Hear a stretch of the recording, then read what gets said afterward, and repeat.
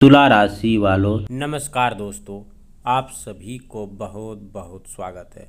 Chit और पट दोनों आपको ही होगा और दोपहर 3:20 बजे धमाका खुशखबरी मिलेगा। जी हाँ दोस्तों, अब सवाल यह है कि आखिर यह खुशखबरी किस रूप में आपके सामने आने वाली है और किस दिशा से आपके लिए कोई बड़ा अवसर आने वाला है, और क्यों कहा जा रहा है कि इस बार परिस्थितियां आपके पक्ष में रहने वाली है। दोस्तों, जो आपने सुन रहा है बिल्कुल सत्य सुन रहा है। आपकी ज़िंदगी में पैसों को लेकर चिंता बनी हुई है, कोई काम अटका हुआ है, किसी व्यक्ति ने जवाब का इंतज़ार है, कहीं पैसा फंस गया है, या फिर आपको लगता है, ऐसा महसूस हो रहा है कि मेहनत तो बहुत कर रहे हैं लेकिन उसका सही परिणाम नहीं मिल रहा है। तो अब आपको अपनी परिस्थितियों को ध्यान में देखना है, क्योंकि आने वाला समय आपके से कई ज़्यादा महत्वपूर्ण साबित हो सकता है। कई बार ज़िंदगी में बदलाव अचानक दिखाई नहीं देता, बल्कि उससे पहले छोटी छोटी घटनाएं होने लगती है।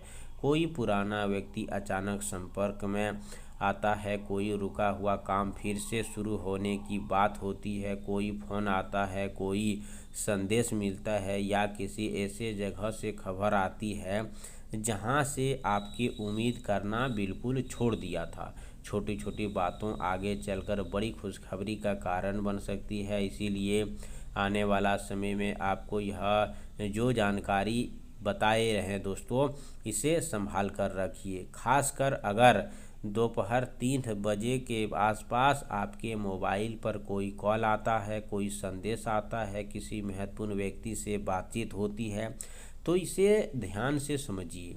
ज़रूरत नहीं है कि पहली ही बार में आपको खुशखबरी समझ आ जाए। कई बार एक छोटी सी बातचीत आगे चलकर बड़ा परिणाम देती है।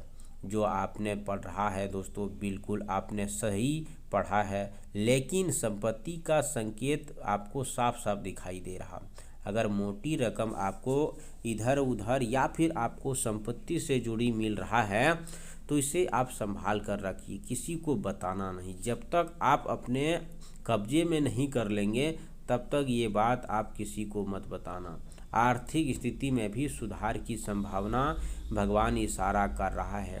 यह सुधार किसी एक ही रास्ते से आए ऐसा जरूरी नहीं है।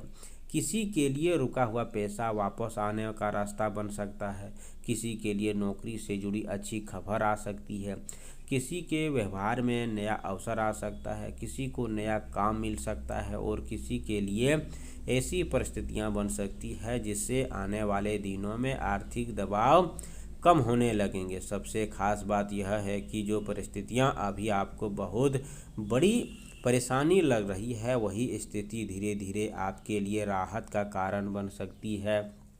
अगर आपको किसी काम के लिए बहुत समय से प्रयास किया है और बार बार निराश मिली है, तो इस बार जल्दबाजी में हार मानने की ज़रूरत नहीं है, क्योंकि कई बार परिणाम आने से ठीक पहले परिस्थितियां सबसे ज़्यादा कठिन दिखाई देती है।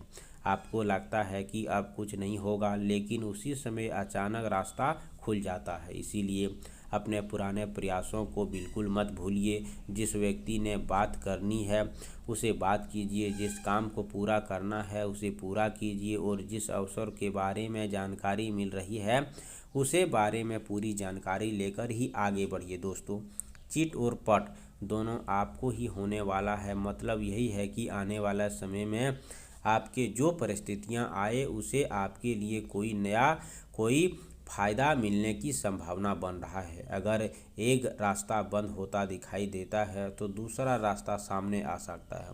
अगर किसी व्यक्ति की तरफ से जवाब नहीं मिले हैं, तो किसी दूसरे दिशा की खबर आ सकती है। अगर पैसा एक जगह से अटकता है, तो दूसरी जगह से कमाई का अवसर रास्ता खुल जाता है। यही समय आपके अपनी सोच और थोड़ा बदलने की खबर है। अभी तक जो बातें आपको असंभव लग रही थी, उनके बारे में दोबारा सोचने का समय है, लेकिन इसका मतलब यह नहीं है कि बिल्कुल नहीं है।